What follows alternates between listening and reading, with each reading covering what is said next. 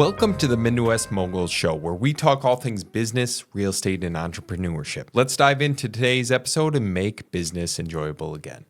Welcome back to the Midwest Moguls Show. It is a solo episode today. So Carter Crowley here in the studio. And what we're going over, first off, I want to wish you all a Merry Christmas, a Happy New Year's. We are recording this on Christmas Eve. Katie just got home from work, so she is currently sleeping.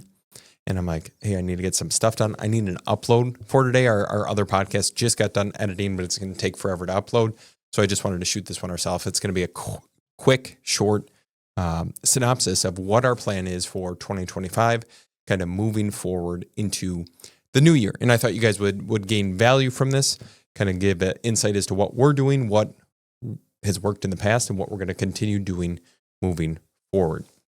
So with that being said, and hopefully the audio sounds all right. For some reason, these mics seem to be like cutting in and out a little bit, but hopefully it sounds all right on your guys' side. So with that being said, 2025, what is the plan? What is the synopsis? And if you guys have listened to past episodes, you know that our business, we solely generate inbound leads.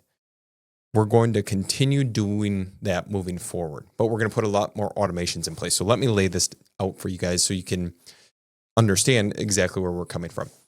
So on our side, in the last couple of weeks, we've been talking, Joe and myself, my dad, my brother, so on and so forth, other investors that we know, that we trust, and we're getting some insight into the other markets throughout Wisconsin. So right now, we are in the Oshkosh, Wisconsin area. Population isn't huge. We operate in and around the Fox Valley, maybe grand totaling 300,000-400,000 people in the designated marketing areas that we currently target. Now, that does seem like quite a few people to some. Other people who might be listening to this or watching the YouTube channel, they're like, hey, my metro population is 5 million people.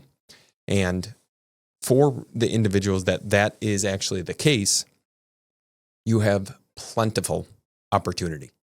And what we're focusing on, what we've been looking at least, is how do we do essentially the same amount of work, but net a higher margin. So we have a few things to look at in that case. We can decrease our expenses. We can do less marketing. We can do less direct mail, less PPC, less SEO, all of those things. We can decrease our expenses overall, just operate a more efficient business, which we've gotten a lot better at in 2024. So I'm very proud of that. However, you can only, that's almost like the saving principle. You can only save so much money. In other cases, you need to earn more money in order to do it. So for us, we can only decrease our expenses to a certain extent. Like people need to get paid. We have employees. We have all these different things that they need to ultimately get a decent salary in order to continue working with us, continue moving forward.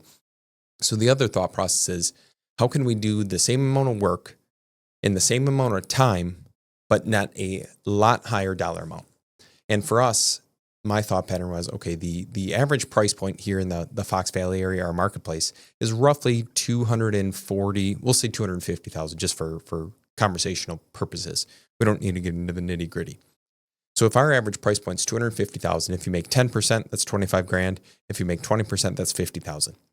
And as all of you know, when you're in a competitive marketplace, which I would consider the Fox Valley very competitive, you're capped out at a certain profit, especially if there's multiple people bidding on the deal. Of course, you're going to get those unicorn deals that you might make $50,000, $60,000, $70,000 on, which is absolutely fantastic, but it doesn't come around all the time. So my thought process was, and Joe's thought process and my dad's was, if we instead go into marketplaces where the average price point is, or average resale price, median home price is $350,000 or $400,000, a 10% margin there is, considerably more money. $15,000, $20,000 more, $25,000 more, a 20% margin could be $40,000 more. So with that being said, that is our focus. So we are going into the larger metro populated areas such as Milwaukee County, Waukesha County, Dane County, so on and so forth, to expand that footprint. Do the same amount of work, but make a higher margin. And now, because those are a little bit of distance away from us, the goal is not going to be to flip properties in those areas. Of course, if we need to, We can put a crew of contractors together. But the main focus altogether is to wholesale, wholesale, or novate all those deals, or maybe seller finance and then turn around and resell it, or whatever the case is. So that is the absolute focus moving forward in 2025. We are expanding outward. We're expanding, still staying in Wisconsin because we know Wisconsin. I know the licensing laws. I'm a licensed real estate agent. I know all of those things. It makes the conversations easy. If we need to drive to the places, it's still only like an hour and 15, hour and 20 minutes away at the furthest, maybe an hour and a half. But it allows us this ability to expand outward. And if we're doing a 10% margin wholesale deal, instead of making 15 grand or 20 grand off the purchase price, it could be 25 or 30. Now, of course, we had to purchase Investor Lift. That is one of the softwares that we are now utilizing. It's absolutely fantastic. I would highly, highly recommend. I think it cost $500 a month, so like $6,000 for the year. I paid for that this year, so then we can write it off on the taxes. And then in addition to that, we need to get better at the sales process. More so the initial contact, initial conversation where we're talking with these homeowners, and instead of us driving out to view the property and make them an offer in person, a lot of the initial upfront acquisition side of things will be done over the phone. So for us, what that will look like is essentially we're going to have the conversation with the owners. We're going to, of course, go through all the pain points, all the condition of the place. I'm not going to walk you through the entire script because that's going to take too long. But we will provide them a ballpark range. And if that is somewhere in the ballpark of what they're thinking or what other investors have told them, we can schedule an in-person visit, whether Joe or myself goes out and looks at it, or one of our other team members, or just a acquaintance that we know in the area that we can trust, most importantly. And we will then provide them an offer. We can do it off of photos, off of video, off of whatever their heart desires. And if we lock it up over the phone without viewing it in person, it allows us that ability to renegotiate if the condition is worse than what they told us on the phone. So there's the caveat there. We do not renegotiate if we screwed something up on our side, but if it is not exactly what they told us over the phone, and this might be a 20, 30-minute conversation with the owner, then that allows us the ability to renegotiate. So that is what we are planning on doing moving forward. We're going into the larger populated areas, the higher price point areas, and not anything that's crazy. We're still around the medium price point. It's not like medium price point's $400. We're targeting $700,000 houses. That is not our bread and butter. We are still targeting the average price point houses, but for those specific areas. Because if you look at the valley and you're like, hey, a $450,000 house, that's a pretty nice house around here. But down in Milwaukee or Madison, hey, that's the average place. That's what you need to pay in order to even get a starter house or whatever the situation might be. So that is kind of the goal moving forward here in 2025. That's the business plan. And now what that looks like on paper, or actually in implementation in practice, means we're going to start doing some online marketing in those areas. We're already running ads towards the Milwaukee area. We locked up our first deal down there. It should be, this is like, again, one of those crazy deals. We should probably net, conservatively, I'll say 60 on this. And we're putting on a roof, flooring, paint. We have the contractors in place. They're going to start right after the beginning of the year.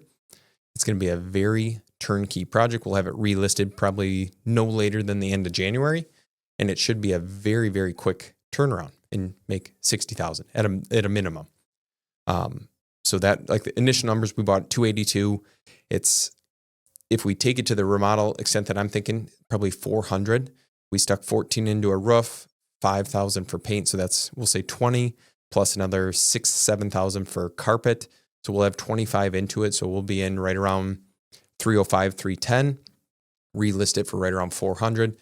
That, of course, if you look at things, that's probably higher than a $60,000 profit. But again, we run things very, very conservatively in case we need to drop price or the market changes or whatever the case is. But that is actually listed below the medium price point in that area, which is extremely surprising. So there's plenty of those deals out there.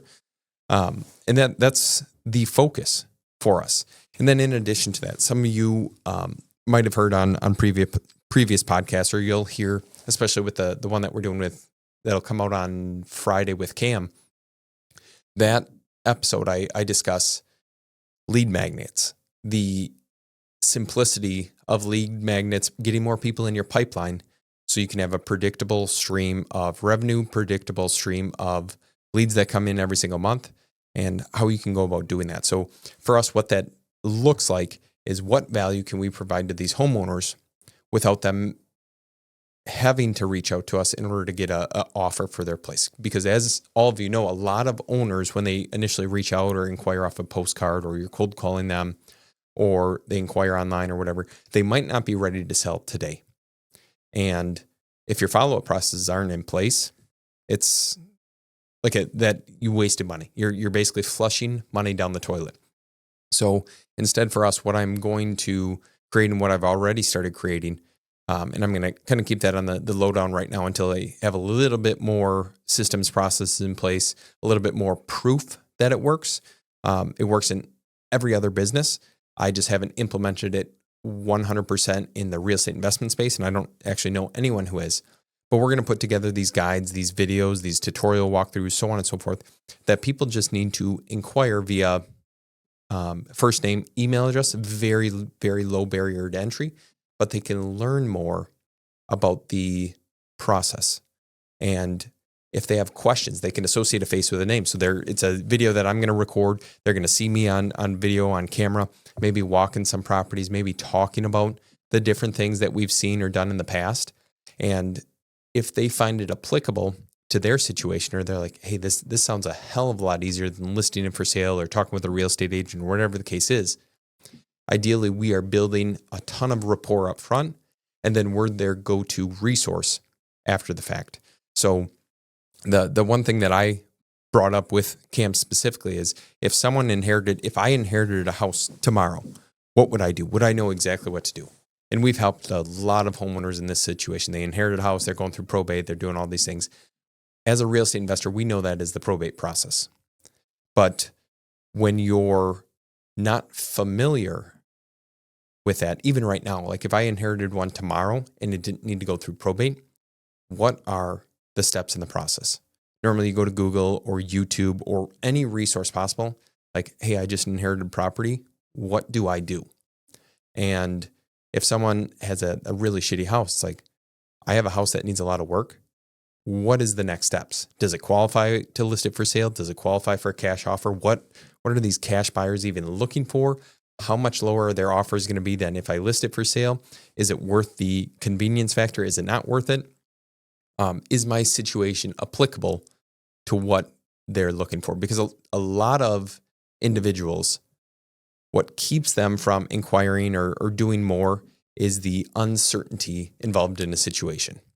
Say, for example, you're getting, you're looking at putting a pool in your yard, and you're like, yeah, I don't really want to have someone come over and give me an estimate because first off, I don't know if I can afford it. So maybe just like if a pool installer was going over, hey, here's the 5 things you should know about installing a pool in your yard. Here's the cost. Here's the miscellaneous maintenance items, so on and so forth. There's a lot of uncertainty that I would have in that process, or any homeowner would have in that process.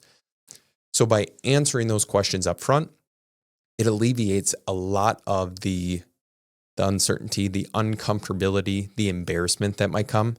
And embarrassment is a huge factor, especially with motivated sellers when it comes to the decision-making process.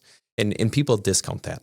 There is so many times that, like our sales process, what that looks like is we meet with the homeowner, we talk with the homeowner, and I always give them, okay, here's your cash offer price, here's a partner offer price, here is a as-is listing price. As-is listing price is always higher. You will net more money listing it on the market, even after real estate commissions, after fees, everything like that. Is it as convenient? Of course not. It will never be as convenient. However, if the extra $10,000, $15,000, $25,000, $30,000 is worth it to you, that is the route I would recommend.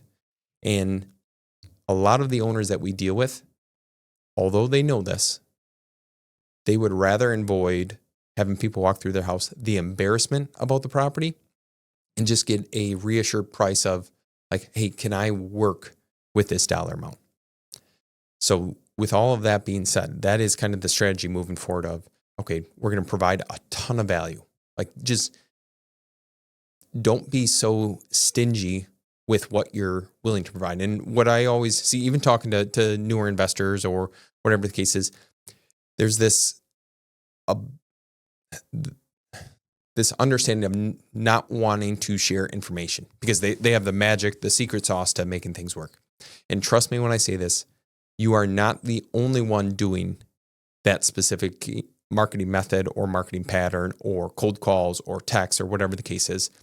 It is all luck when it comes down to when the homeowner is wanting to sell or if they're willing to sell, because we could be mailing the same exact list today. They might reach out to us. They like our company better, or they like Joe better or myself better, or whatever the case is. They want to sell it to us versus another person might want to sell it to you.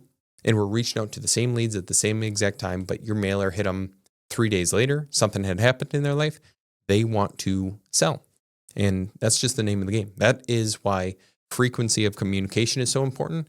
That's why hitting these people with multiple different marketing methods, marketing patterns are extremely important. And you need to stay in front of them. And that's why follow-up is so important. Because if you don't have any systems or process for follow-up, you're not hitting them with video texts or memes or different resources or how-to tutorials or guides or emails or postcards or whatever the case is, someone else will be willing to do that and they will far surpass you.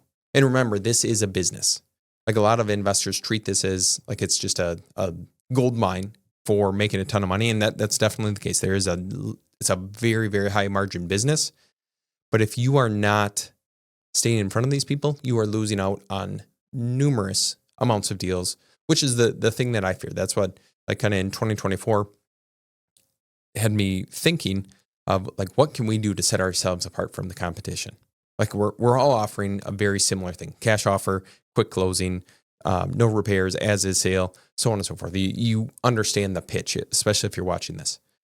But how we set ourselves apart is the amount of value that we provide, regardless if they ever sell it to us. That is the thing. I always tell homeowners, it doesn't matter to me if you sell your property to us. And of course, that could be like a sales tactic in the sorts.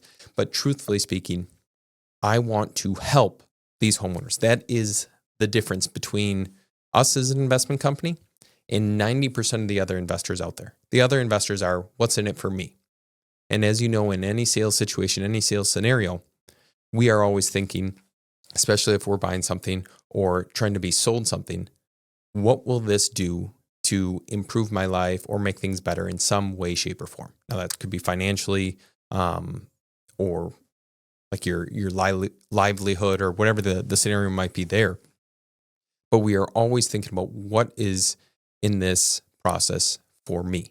So if you're taking that approach to marketing or advertising or any other lead gen method out there, you need to be thinking about that the entire time and provide the amount of value that you would hope to see if your mom, dad, grandma, grandpa, aunt, uncle, family member of some sort, family friend, whatever the case is, would be selling their house to a cash buyer. And a lot of investors out there, it's very, very transactional. They're not trying to create a relationship. They are looking to get it for the lowest dollar amount. They're not looking to help the homeowner in any way, shape, or form. They're providing them essentially a lowball offer to purchase their property in hopes that the investor will make the money. And the faith component comes in to this side of things for me. And even reading through the Bible, you can see this happen a lot. That Jesus, and this is, if you guys want to tune out for this, it's totally fine. But Jesus was looking to help, and these headphones, I'm taking these headphones off. But Jesus was looking to help maybe not because it sounds weird. The people upstairs, I can hear them. But Jesus was looking to help. That is, he is looking to provide you a way to be saved for eternity.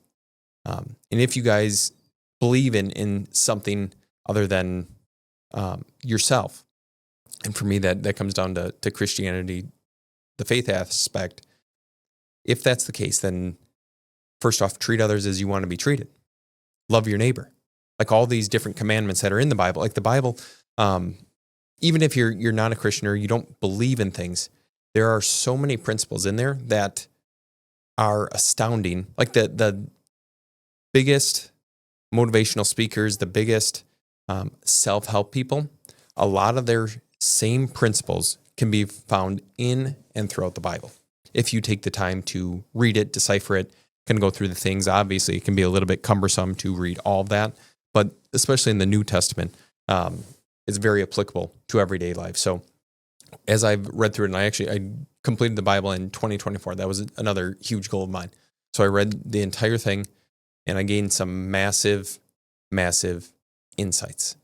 And the more value you provide, generally the more you're going to get in return. And it might not be right away, it might not be initially, but if the sanctification of your entire life comes down to the amount of people you helped, then it's a pretty darn powerful concept.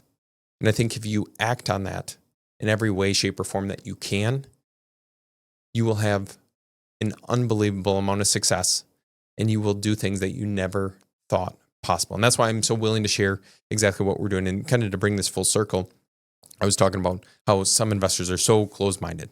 They don't think there's enough opportunity out there for everyone.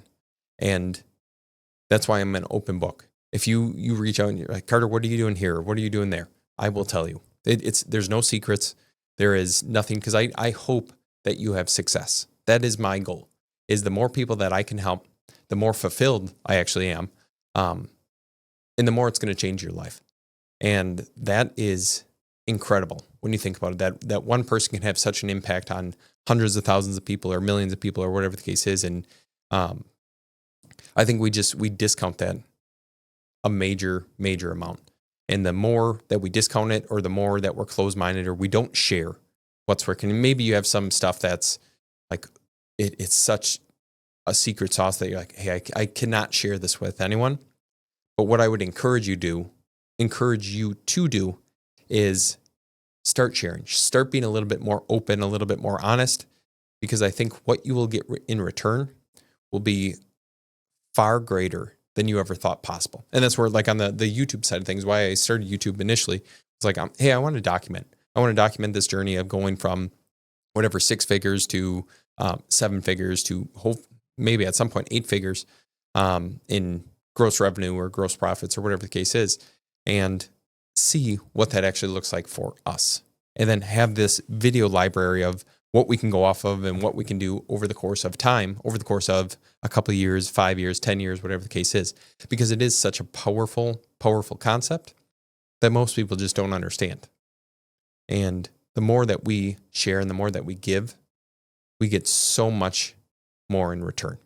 And if you share, and if that message resonates with someone, the chances that they reach out to you, you build a relationship. Like I've built numerous relationships with people who are local to the Wisconsin area, but they watch a video or they have questions or whatever, they reach out. And I'm like, hey, and I specifically tell them, I am an open book when it comes to our business. If you're struggling with something, if you need help with something, please do let me know. Like I'm here to help. Of course, the time factor, there's a limited amount of time. So I will help you when I do have that time, but I will always get you a response unless I forget. So that's the only caveat to that is you are limited by time. But I think, especially when you're starting out, the more you can give to others, the more you're going to get. And it comes full circle. So that is kind of the message here this morning. I don't know how long we've been going for in this podcast, but like just under 25 minutes. But I just wanted to drop you a quick podcast, a quick video here on Christmas Eve, because I do appreciate you guys. And I am so thankful for everyone who listens, everyone who watches. It does mean the world to me. If you want to hear about anything specific, if you're interested in certain topics, please drop a comment down below. I would greatly appreciate that. It gives me more insight, gives me a little bit more knowledge on, okay, who should we be talking to next? But the podcasts coming up are going to be absolutely incredible. Please stay tuned for those, because there are so many nuggets dropped throughout the process.